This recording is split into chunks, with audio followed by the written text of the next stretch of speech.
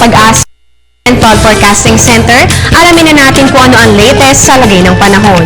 Patuloy sa pag-iral ang ITCZ o Intertropical Convergence Zone na siya pong nakakaapekto dito sa Mindanao.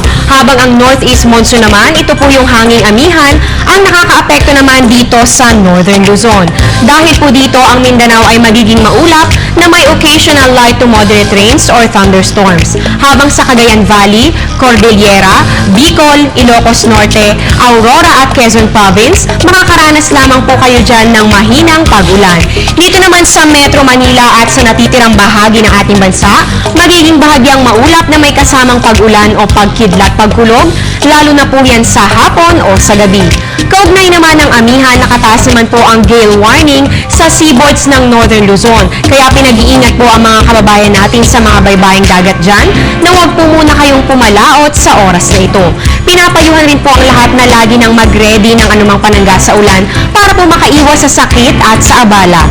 Ayon naman kay Mr. Chris Perez, weather forecaster ng Pag-asa, wala pa namang sama ng yung inaasahang papasok sa ating bansa.